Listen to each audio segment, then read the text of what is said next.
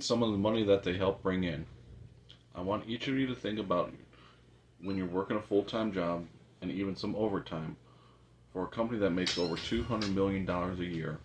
And then they come in and we tell you, we appreciate you all your hard work, but we are not going to pay you. Think about how that would impact you. College athletes should be able to get paid. They put in so much time, work, and taking risk of injury daily. In this speech, I'll go over why college athletes deserve to get paid, and I will also discuss why it will be important to have certain ground rules that goes with it. I want to persuade the audience to start thinking about all the stuff that athletes go through for their school.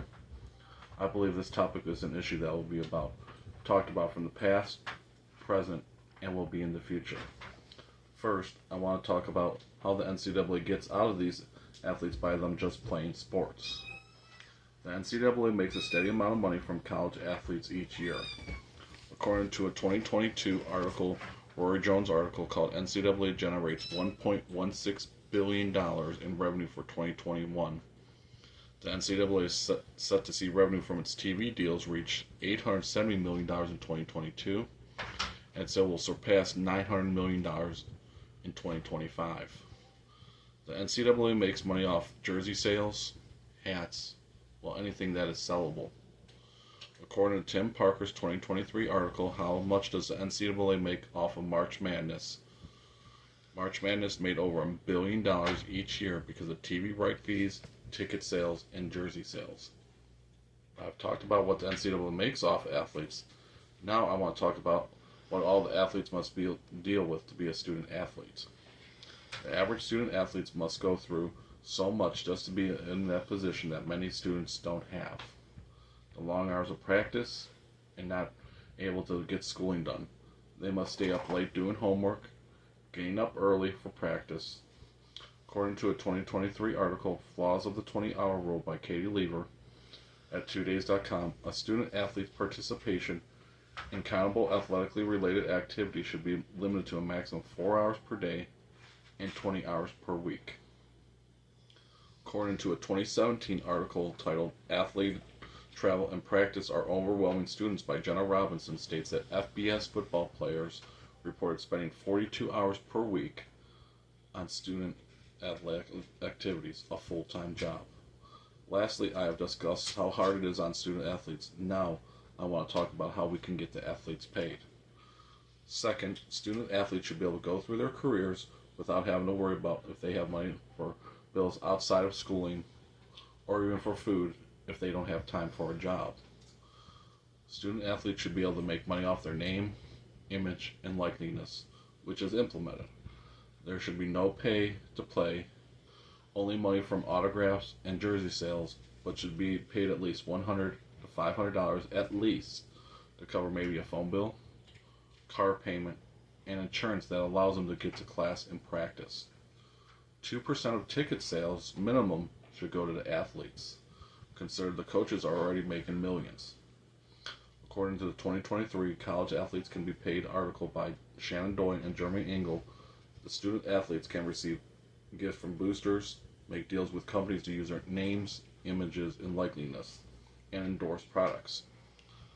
I want each of us student athletes and students at these universities, we should talk to our local officials and the higher ups on our campus about making sure our schools student athletes get some of the money that they bring into the school.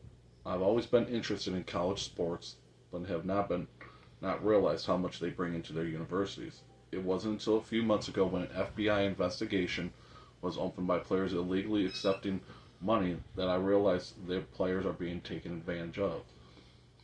Today we'll look at the big problem. It is the NCAA is robbing college athletes of their money. Then I will attempt to persuade you to act and help get college athletes the money that they deserve and make sure everyone is getting a fair share all around. Third, we must look at how much athletes bring into their universities annually. The average worth of an athlete's scholarship is around $25,000, which means over the span of 4 years it is worth around $100,000. A study by students at Drexel University estimates that fair market value of an FBS football and basketball player to be around $120,048 and $265,027. Why should others benefit from their performance while they're getting nothing of value in return? According to Roger Sherman from SB Nation, the NCAA tournament will broadcast on CBS Turner through 2032. The company signed an 8-year, $8.8 billion extension with the NCAA just to broadcast rights to March Madness. March Madness is only 3 weeks. The NCAA takes advantage of players and makes millions off of them. At one point, the NCAA used players in video games to gain money. According to Roger Groves from Forbes magazine, EA Sports reported $3.8 billion in net revenue and has generated more than $1.3 billion in sales just within the United States. This is very similar to making a movie and not paying the actors. According to Darren Rohl from CNBC, players are not allowed to sell their memorabilia, but the school is. 5 Ohio State players were suspended for selling their game jerseys, while Auburn University sold Cam Newton's game pants for $1,500. To say the least, the NCAA is being a corrupt business and they should be put to a stop. If no one decides to take action, the NCAA will continue to get away with stealing from athletes. Now, to help this stop ongoing problem, let's look at a few ideas how to stop this. 2 ways we can stop this: by limiting the money the NCAA makes off of players, and also reducing the coach's salary so the players can have a monthly stipend. Money should not be allowed to be made off the player if they're not able to receive any of it. For example, jerseys, video games, etc. The players are the ones working every day to make a name for themselves and gaining value. The only NCAA to make money off the player's hard work is taking away everything the player has worked for. The salary for coaches is way too high. Coaches play a big role in sports, but many of them should not be able to be getting paid the amounts they do. According to USA Today, Texas A&M signed Jimbo Fisher to a 10-year, $75 million contract. That is a lot of money for someone who doesn't actually play. Now we know all how to fix the issues the NCAA is causing. I'm going to show you how they will actually work.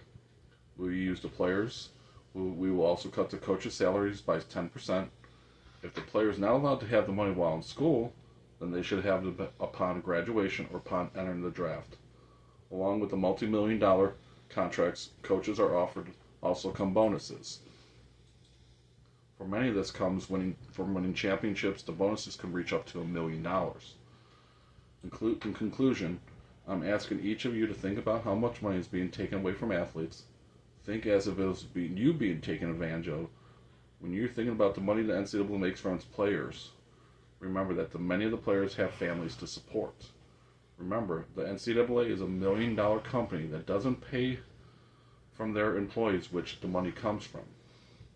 By taking action in these examples I have discussed today, you can help stop fellow college athletes from being taken advantage by a corrupt company. It is illegal and unethical to rob young adults from all the hard work they have done. As LeBron James once stated, I always heard the narrative they get a free education. But they're not bringing me on campus for a free education. You guys are bringing me on to bring it to a Final Four or to a national championship.